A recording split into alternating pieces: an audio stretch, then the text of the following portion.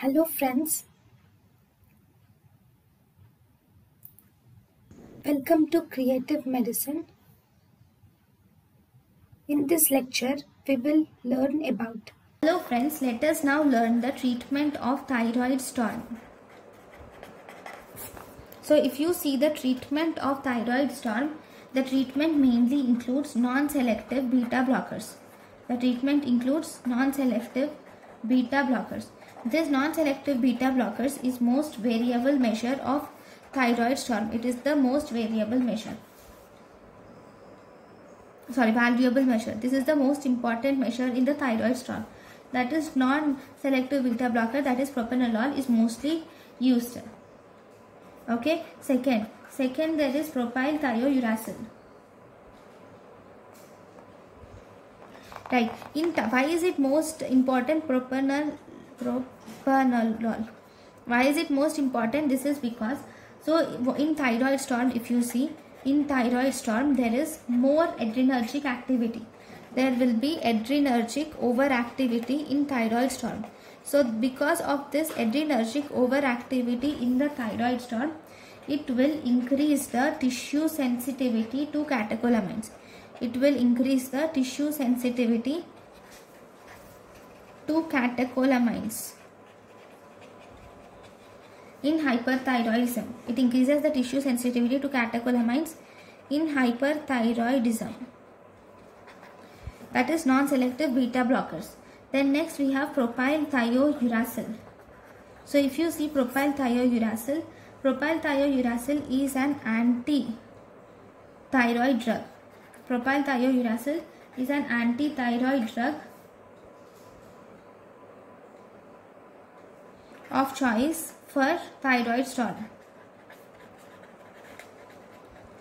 It is anti-thyroid drug of choice for thyroid storm. This will decrease the synthesis of hormones, synthesis of T3 and T4, and it will also inhibit the peripheral conversion of T4 to T3. So this is about propyl thiouracil. Then corticosteroids. So if you see corticosteroids are also called as hydrocortisone. So this corticosteroid or hydrocortisone will actually inhibit the release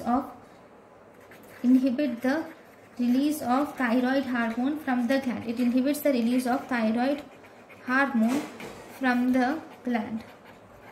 And also it will inhibit the peripheral conversion of T4 to T3.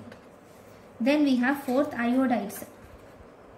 Iodides like potassium iodide or hypanoic acid can also be given.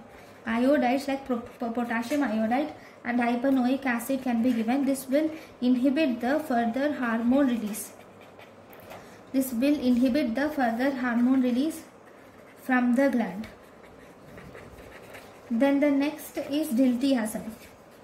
So if the diltiazem is a calcium channel blocker. This can be added